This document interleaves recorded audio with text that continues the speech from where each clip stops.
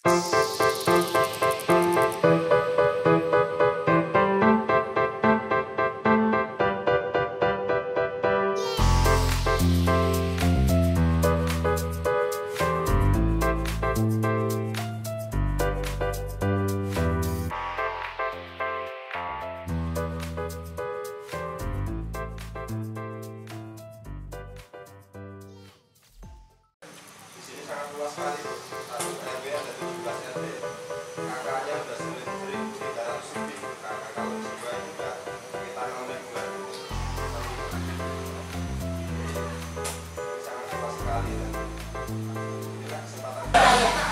mulai ya. Baik, saya Ajus Mananda. Hari ini saya akan menyampaikan bagaimana caranya membuat konten pembacaan puisi melalui media sosial sebagai sarana literasi di Karang Taruna ini. Sudah dapat semua bukunya? Ini beda-beda covernya, beda-beda isi puisinya, dan nanti cara bacanya juga beda-beda. Tapi sebelumnya saya mau nanya, siapa di sini yang suka baca puisi dan siapa yang takut banget baca puisi? Yang suka dulu? Suka sama puisinya dulu deh, nggak harus bacanya, tapi suka gitu sama puisi, tapi malu bacanya. Siapa yang suka dulu? Oke ya? Oke, suka. Satu orang udah suka. Siapa lagi yang suka baca puisi? Yang suka puisi deh. Siapa lagi yang suka? Ternyata banyak yang nggak suka, yang suka juga. Nah, ternyata banyak yang nggak sukanya. Kenapa nggak suka? Malu. Malu ya. Biasanya guru bahasa Indonesia cuma nyuruh, ayo siapa yang bisa baca puisi, yuk maju. Abis itu gurunya bisa nyontohin nggak? Enggak. Sampai sekarang tahu nggak gimana cara baca puisi? Masih banyak yang baca puisinya mendayu-dayu. Oh iya, itu dari zaman saya lahir, saya 90, SD 96 sampai sekarang masih banyak yang mau baca puisi kayak gitu. Wah, yuk ketahuan umurnya. Kirain nomor ya Allah. Ya saya lahiran 90, bapaknya lahiran berapa Pak? 91 ya, paseng kali. Oke, jadi teman-teman, sekarang itu semuanya kita bisa digitalisasikan. Kalau dulu, misalnya lomba baca puisi atau baca puisi itu cuma bisa ditampilin di panggung, cuma bisa ditampilin di kelas, ya, cuma bisa ditampilin di acara-acara. Tapi kalian sekarang bisa buat konten yang lebih bermanfaat, bisa juga menginspirasi, tapi dengan cara cuma baca puisi. Dan saya lakukan itu juga, saya posting di YouTube, saya posting juga di Instagram. Selain personal brandingnya kuat dan orang-orang jadi suka juga sama puisi, oh ternyata puisi itu bisa dibacakan dengan berbagai macam bentuk. Kalau puisinya romantis, ternyata cukup dibacakan lirik, ditambahin musik, jadi bagus ya. Tapi ternyata pembacaan puisi yang misalnya isinya tentang kritikan sosial bagi pemerintah, itu juga bisa tuh dikasih musik yang lebih ibaratnya apa ya, lebih dramatis, dan itu juga bisa membuat kesannya lebih sampai. Jadi banyak banget. Tunggu ya. Oke. Nah, caranya gini. Sekarang yang pegang puisinya Sapardi mana? Nah, oke, puisinya ini. Enggak. Nah, ini penyair namanya Sapardi Djoko Damono, sudah meninggal. Beliau bisa dikatakan sebagai kakek romantis karena puisi-puisinya itu banyaknya puisi-puisi yang memang romantis, pendek-pendek, dan nggak perlu dibacakan dengan marah-marah.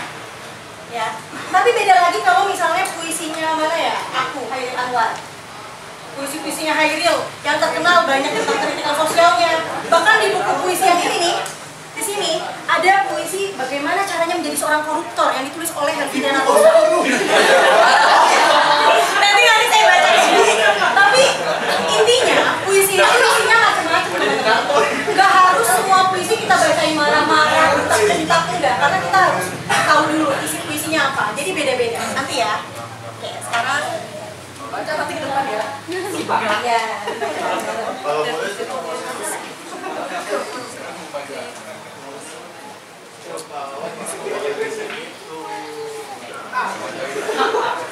Bayu punya banyak video.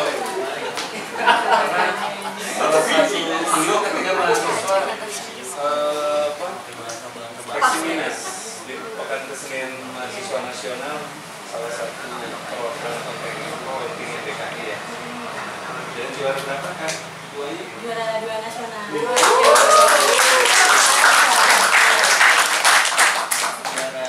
Ini ya teman-teman. Oke,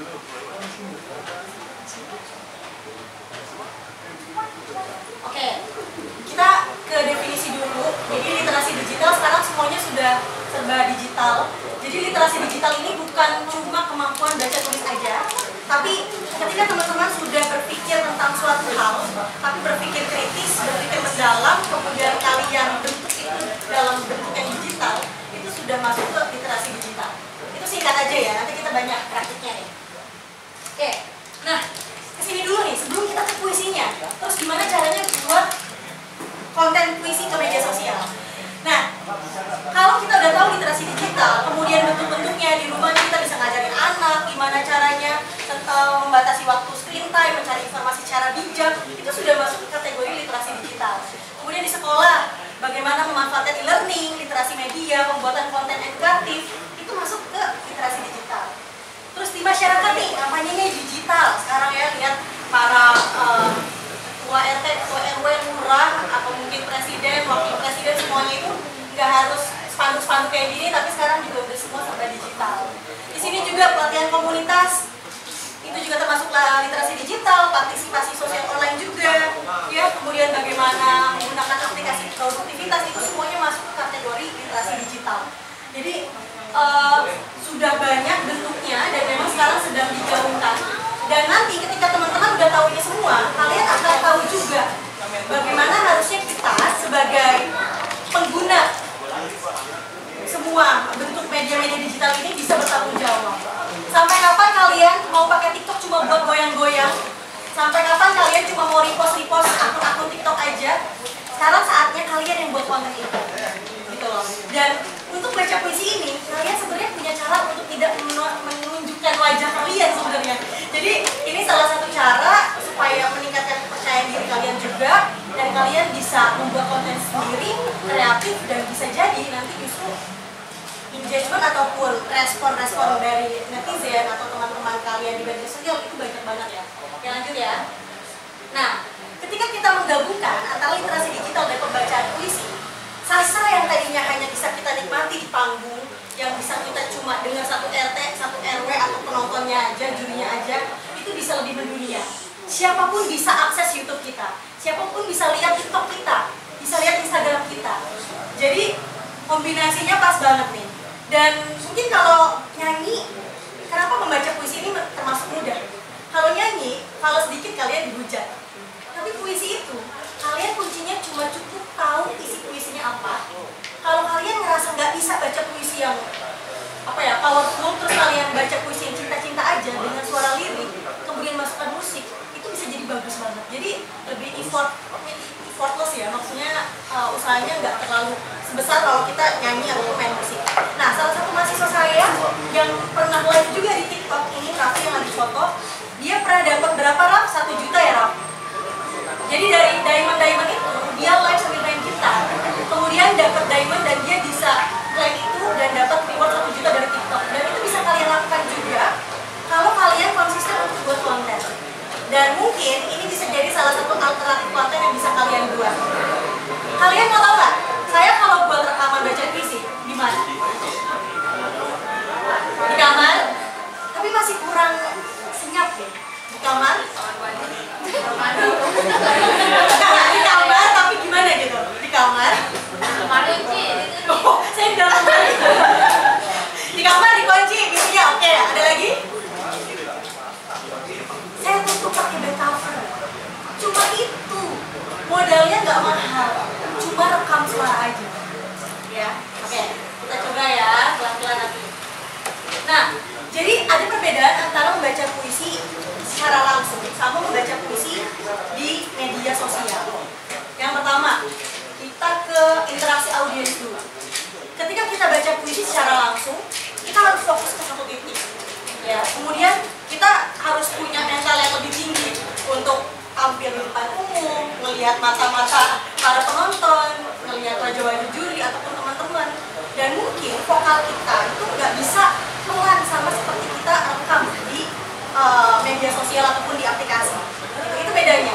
Jadi interaksi audiensnya itu kalian nggak akan lihat itu kalau kalian rekam untuk konten baca puisi.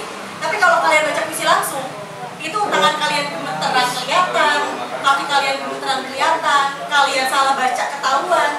Tapi ketika buat konten baca puisi, itu bisa tag ulang, bisa dihapus bagian salahnya. Cuma butuh stabilin moodnya aja. Kalau misalnya ada yang salah, tag ulang lagi, nah itu yang harus diperhatikan. Kemudian, suara intonasinya. Kalau kalian baca puisi langsung, mungkin ada yang pakai mic, ada juga yang enggak. Suara kalian bisa kedengeran kemana-mana kalau pakai mic. Terus kalau di sini kedengeran cuma di sini aja. Tapi kalau misalnya kalian rekam itu sebagai sebuah konten, kalian nggak butuh teriak-teriak banget. Kalau memang puisinya puisi-puisi kamar, puisi-puisi yang punya romantis, cinta ataupun puisi-puisi nasihat, nggak perlu teriak-teriak karena memang ada speaker yang akan angkat suara kalian. Tapi sensitif karena kalau kalian gerak sedikit bakal ada suara noise ya yang akan masuk. Jadi itu bedanya. Ya. Kemudian yang ketiga, tempat dan waktunya. Kalian bisa rekam baca puisi ini kontennya bisa memang menampakkan wajah kalian. Misalnya cari satu dinding kosong atau kalian kasih tirai, depannya ada ring light, belakangnya kosong, kalian baca aja itu udah bisa. Tapi kalau misalnya baca puisi langsung, itu biasanya butuh tempat yang agak luas, kemudian juga waktunya juga langsung ya. Tapi kalau misalnya membaca puisi melalui media sosial, itu waktunya bisa kapan aja kalian rekam. Atau mungkin kalau saya anaknya dua, mereka bakal diemnya nih kalau udah tidur nih, jadi saya rekamnya tengah malam, jadi bisa. Tapi kalau misalnya baca puisi langsung, itu harus di hari-hari kerja, nggak mungkin kita baca puisi tengah malam ya kan, malah yang ada guys. Kemudian visualisasi. Bedanya apa? Kalau misalnya baca puisi langsung, mungkin yang kita lihat dari pembaca puisi hanya audiens, kemudian audiens juga terpaku ke kita. Tapi ketika kita buat konten, nanti penonton itu fokus ke kontennya. Bisa ada wajah kalian, kemudian kalian seakan-akan memang menjadi tokoh yang baca puisinya. Bisa juga hanya suara, bisa juga kalian masukkan video-video yang berkaitan dengan puisinya dan cuma terdengar suaranya. Jadi bedanya itu. Ya, jadi kalau yang baca puisi jauh lebih fitness, lebih estetis kalau misalnya lewat konten. Kemudian kreativitas kalian juga bisa tambahkan musik, bisa besarkan volume, bisa juga diedit lagi videonya atau mungkin hanya kata-kata puisinya aja yang kalian tulis. Jadi jauh lebih luas dibandingkan kalau kalian baca puisi langsung. Karena kalau baca puisi langsung itu ada tata caranya, apalagi kalau kalian lomba, gimana caranya buat menang, gimana caranya vokal kalian terdengar sampai belakang, gesturnya itu lebih hati-hati ketika baca puisi langsung daripada baca puisi lewat konten. Ya. Evaluasinya juga berbeda, jangkauannya juga berbeda. Oh ya, kenapa Instagram saya dalam 1 bulan ini dijangkau 40.000 orang? Karena ketika ada lomba baca puisi kemarin itu lomba baca puisi Soekarno, karena saya ada konten di Instagram yang baca puisi Soekarno, jadi mereka cari itu dari tagar, dari hashtag. Jadinya mereka lihat di YouTube juga. Saya rekam video Peksi Minas beberapa tahun yang lalu, tapi nambah terus viewersnya sampai ratusan ribu karena setiap 2 tahun sekali ada lomba itu dan mereka akan cari siapa juara nasionalnya. Gitu. Dan mereka akan cari kata kunci di YouTube ataupun TikTok, baca puisi Hairil Anwar judul Aku. Keluarlah siapa-siapa saja yang sudah pernah baca itu. Itu yang membuat akhirnya viewersnya nambah terus dan nambah terus. Jadi jangkauannya lebih luas lagi. Dan nanti akan ada satu momen ketika kalian sudah dikenal jadi pembaca puisi, terus ketemu orangnya, misalnya yang pakai kerudung krem ini dia udah pernah rekam wajahnya, kemudian ikut lomba secara luring. Bisa jadi ketika ketemu dia bakal ada yang nyapa, oh namanya ini ya yang suka baca puisi di YouTube kan, gitu. Jadi jangkauannya itu luas banget teman-teman. Jadi itu bedanya ya. Sampai di sini ada pertanyaan? Udah kebayang belum kira-kira kalau nanti buat konten baca puisi, mau mukanya kelihatan, mau cuma suaranya aja, mau cuma nulis teksnya sama suara, atau gimana? Ya, oke. Nanti saya akan contohin. Apa yang harus kita perhatikan ketika baca puisi melalui media sosial? Sebenarnya nggak jauh beda sama baca puisi secara langsung. Ya, yang pertama, ini yang perlu teman-teman tahu. Kenapa teman-teman nggak suka puisi? Karena dari SD, SMP, SMA, gurunya nggak pernah ngasih tahu sebenarnya puisi itu apa. Yang kalian tahu, baca puisi di depan, mendayu-dayu, dan harus putus urat malu. Terus juga kadang kalau jelek, jadi kayak apa ya, bulan-bulanan, dan akhirnya ngebuat kalian nggak pede. Padahal puisi itu teman-teman, puisi adalah intinya bisa suara hati penyair, bisa tentang sebuah peristiwa yang ditulis oleh penulisnya, dan itu sebenarnya perlu kalian sampaikan dalam makna puisinya. Dan puisi nggak punya pakem khusus untuk dibacakan seperti apa, nggak ada. Jadi kalian boleh bacakan marah-marah, boleh bacakan lembut, tergantung ini isinya tentang apa. Makanya sebenarnya yang pertama adalah bukan cara baca puisi gimana, vokalnya gimana, enggak. Kalian harus paham dulu puisinya tentang apa. Sekarang coba ya, puisi Sapardi Djoko Damono, Aku Ingin. Buka di halaman berapa itu? Bukan. Coba lihat di daftar isi. Ya. Ada di halaman. Udah dibuka. Oh, udah dibuka. Oh iya, ini. Tulisannya seperti ini. Aku ingin mencintaimu dengan sederhana, dengan kata yang tak sempat diucapkan, kayu kepada api yang menjadikannya abu. Aku ingin mencintaimu dengan sederhana, dengan isyarat yang tak sempat disampaikan awan kepada hujan yang menjadikannya tiada. Kira-kira, ini puisi tentang apa? Cinta, oke ya? Isi tentang cinta. Kira-kira lagi, bacain puisi tentang cinta harus melotot-melotot, menggeram-geram, atau dengan cara yang lembut dan romantis? Lembut dan romantis. Oke, Anda tahu ya? Nah, itu masuk ke interpretasi puisi teman-teman. Nah, kalau teman-teman nggak tahu nih, ini puisi tentang apa, buka kamus bahasa Indonesia, buka di Google, misalnya kata ini kalian nggak tahu, cari dulu, terus kalian kaitkan isi puisinya apa. Oh, ternyata isi puisinya tentang perjuangan pahlawan. Oh, ternyata puisi ini tentang cinta. Dari situ kalian nggak akan terjebak dengan efek mendayu-dayu suara yang dari dulu sampai sekarang tuh masih sering dipakai. Kemudian yang kedua, penghayatan. Udah tahu isinya tentang cinta, gimana caranya kalian merasakan puisi ini? Nah, kalian bisa nonton di YouTube, bisa cari tahu di tahun 1989 kenapa penyair itu menulis tentang puisi ini. Gitu. Lanjut ya. Berarti tadi ketika udah tahu puisinya tentang apa, ini bakal ngaruh ke vokal. Kalian tahu puisinya tentang cinta. Vokalnya kira-kira kenceng atau cukup lirih? Lirih, oke ya. Sekarang kalau misalnya saya baca ini, kalian pilih yang mana? Misalnya, ini yang kalian salah tafsir. Kalian berpikir puisi cuma bisa diteriak-teriakin aja. Aku ingin, misal kayak gitu ya. Aku ingin mencintaimu dengan sederhana, dengan kata yang tak sempat diucapkan kayu kepada api yang menjadikannya abu. Misal seperti itu. Karena dia nggak tahu baca puisi ternyata harus tergantung maknanya. Lebih dapat yang pertama tadi atau yang kedua? Aku ingin mencintaimu dengan sederhana, dengan kata yang tak sempat diucapkan kayu kepada api yang menjadikannya abu. Misal seperti itu. Dapat yang pertama atau yang kedua? Sekarang kita lihat di YouTube. Kayaknya saya udah pernah sih tampil ya. Nanti kita lihat ya di YouTube ya.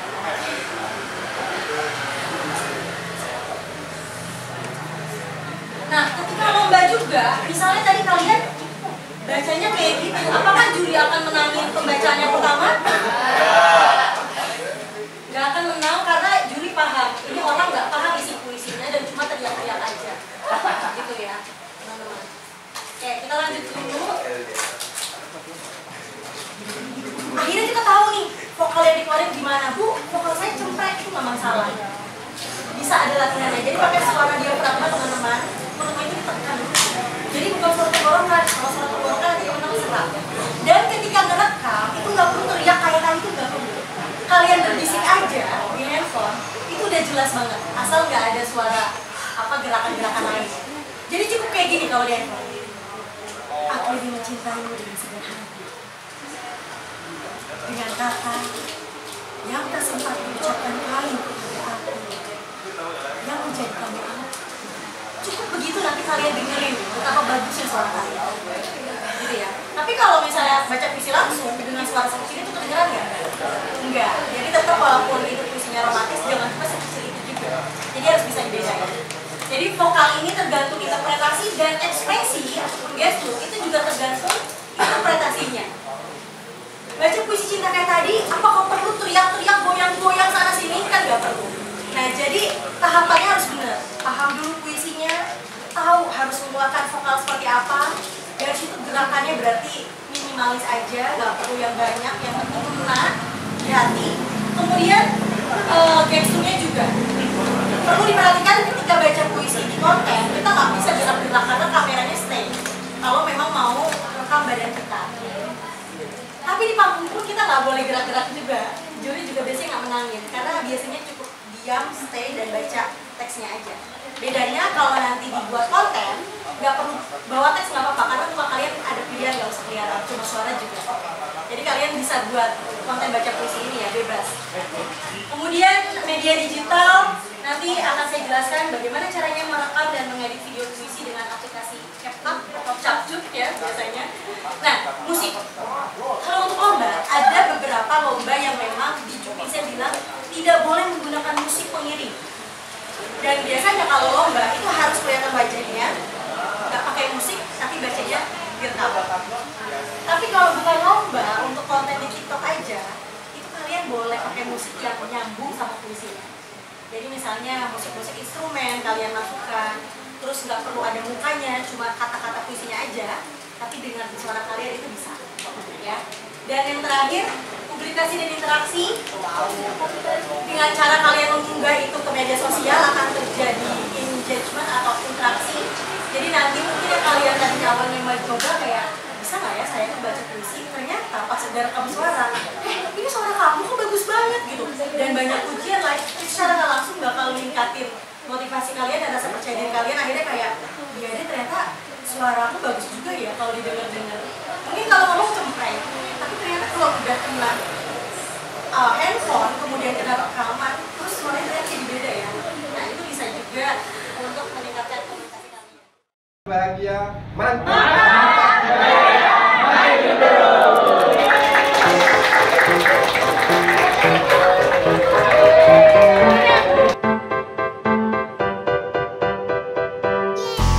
Thank you.